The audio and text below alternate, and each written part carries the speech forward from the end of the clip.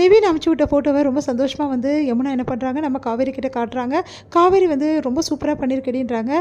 நான் தான் பண்ணேன் அப்படின்ற மாதிரி சொல்லிடுறாங்க. ஏன்னா நிவின் பேரை சொன்னால் பிரச்சனை ஆகிடக்கூடாது, அக்கா எதை கேட்பா அப்படின்னு சொல்லிட்டு நான் தான் பண்ணேன் அப்படின்னு சொல்லிடுறாங்க. ரொம்ப நல்லா பண்ணியிருக்கேன் யமுனா அப்படின்னு சொல்லிட்டு எடுத்துன்னு போயிட்டு விஜய் கிட்ட காட்டுறாங்க. விஜய் வந்து சூப்பராக இருக்குது, ஃபோட்டோஸ்லாம் ரொம்ப நல்லா வந்திருக்கு, நல்லா பண்ணியிருக்க காவேரி, நீ இவ்வளோ நல்லா டேலண்ட் இருக்கா அவங்ககிட்ட ஃபோட்டோ எடுக்கிற டேலண்ட்டு அப்படின்னு சொல்லிட்டு சந்தோஷப்படுறாரு. இங்கே பாருங்க தாத்தா, இந்த ஃபோட்டோ தான் நான் டிபியில் வைக்க போகிறேன் அப்படின்னா சூப்பராக இருக்குப்பா அப்படின்னு சொல்லிட்டு அவரும் பாராட்டுறாரு.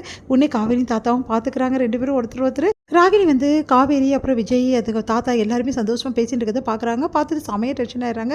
இவங்க மட்டும் எப்போ பார்த்தாலும் சந்தோஷமாக இருக்காங்களே, நம்ம மட்டும் நிம்மதியாகவே இருக்க முடியல. இந்த காவேரி அல்லது காவேரி பார்க்க டென்ஷன் ஆகுது, இவ சந்தோஷமாக இருந்தாவே என்னால் தாங்கிக்க முடியலையே அப்படின்னு சொல்லிட்டு டென்ஷன் ஆகுறாங்க.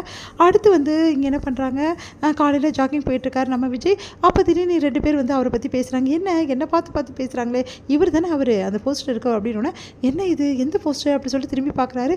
பார்த்தா வந்து விஜய் அப்பளத்தை சாப்பிட்டுட்டு இருக்க மாதிரி இருக்குது. அதை பார்த்து அதிர்ச்சி அடையா செமையாக டென்ஷன் ஆகிறாரு. எல்லாம் இந்த காவேரி தான் இப்படி பண்ணியிருக்கா, அடிப்பாவி இப்படி பண்ணிட்டு எடின்னு சொல்லிட்டு நாங்கள் இருக்க போஸ்டராக கிழிக்கிறாரு. வீட்டுக்கு வராரு போஸ்டரோட.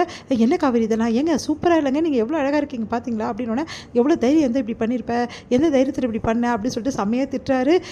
உனக்குலாம் அறிவின்றதே கிடையாதா, இப்படியா பண்ணுவேன், என்கிட்ட பர்மிஷன் இல்லாமல் என் ஃபோட்டோ எப்படி போடுவேன், நீ எந்த தைரியத்தில் போட்ட அப்படின்னு சொல்லிட்டு செம்மையாக கோச்சிக்கிறாரு. இதை பார்த்தா காவேரி வந்து இல்லைங்க, நீங்கள் ஒத்துப்பீங்கன்னு நினச்சி தான், அதுக்காக என்கிட்ட சொல்லாமல் கொள்ளாமல் செய்வியா, சே இப்படி பண்ணிட்டியே அப்படின்னு சொல்லிட்டு மனசை கஷ்டப்படுறாரு. இதை பார்த்த காவேரி வந்து சமாதானப்படுத்த எவ்வளோ முயற்சி பண்ணுறாங்க. ஆனால் வந்து விஜய் வந்து அவங்கள திட்டிட்டு போயிடுறாரு. இதுக்கப்புறம் என்கிட்ட பேசாதுன்னு சொல்லிட்டு போயிடுறாரு. இதெல்லாம் பார்த்த ராகினி ரொம்ப சந்தோஷப்படுறாங்க. உடனே அவங்க அப்பா கிட்ட ஃபோன் போட்டு நடந்த விஷயத்தெல்லாம் சொல்கிறாங்க. சரிம்மா இது நல்ல சந்தர்ப்பமா, நீ கவலைப்படாத, இங்கே பாரு விஜயோட கோபம் எப்படி வந்து அதிகமாகுது பாரு, எப்படிப்பா அப்படின்னோடனே, எல்லாம் அப்பா கிட்ட இருக்குமா, நீ கவலைப்படாத அப்படின்னு சொல்லிட்டு இன்னமும் அதிகமாக வந்து விஜயோட அந்த ஸ்டில்ஸு, அதுக்கப்புறம் விஜய் வந்து கொடுத்தது ஃபோட்டோஸ் எல்லாத்தையுமே வந்து சோஷியல் மீடியா இது அதுன்னு சொல்லிட்டு எல்லாத்தையும் பரப்பி விட்டுறாரு. அதை பார்த்து எல்லாருமே வந்து விஜய்க்கு வந்து கால் பண்ணி கேட்குறாங்க. விஜய் செமையாக டென்ஷன் ஆகிறாரு. விஜய் ரொம்ப கோவமாக இருக்கிறத பார்த்துட்டு வந்து என்ன பண்ணுறாரு, நல்லா வந்து எரிய விடணும், இந்த கோவத்தை விடக்கூடாது அப்படின்னு சொல்லிட்டு ஃபர்ஸ்ட் வந்து விஜய் பார்க்க வராரு.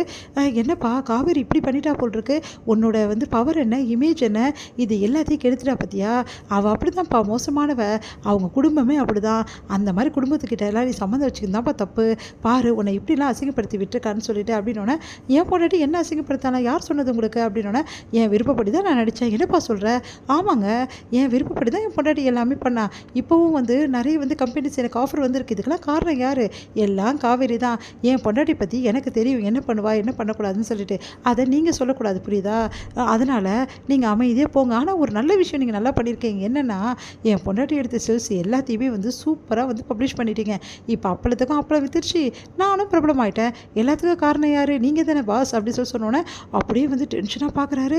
என்ன இவன் இப்படி பேசுகிறான் அப்படின்னு சொல்லிட்டு ராகினியும் அதிர்ச்சி வராங்க. என்ன இந்த விஜய் இப்படி பேசுகிறாரு அப்படின்னு சொல்லிட்டு உடனே வந்து இங்கே பாருங்கள், நீங்கள் என்ன பண்ண வந்தீங்களோ அந்த காரியம் நடக்கவே நடக்காது.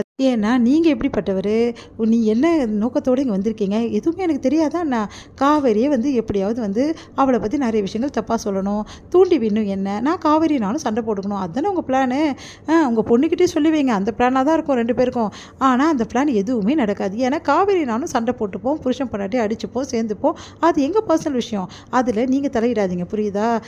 எனக்கு காவேரி எடுத்த ஃபோட்டோஸ்லாம் முள்ள பிடிக்கல தான், ஆனால் இப்போ சொல்கிறேன், இப்போ மாடலாக இருக்கிறது எனக்கு ரொம்ப ரொம்ப பிடிச்சிருக்கு பசு, ஏன்னா நீங்கள் வந்து பேசிட்டீங்களே, அதனால் இனிமேட்டு நான் மாடலாக தான் இருக்க போகிறேன், அதுவும் யாருக்காக, ஏன் பொண்டாட்டிக்காக தான் அப்படி சொன்னோன்னே அப்படியே செமையாக டென்ஷனாக பஸ். ராகினி வந்து வாங்கப்பா போகலாம் அப்படின்னு சொல்லிட்டு கூட்டிகிட்டு போகிறாங்க.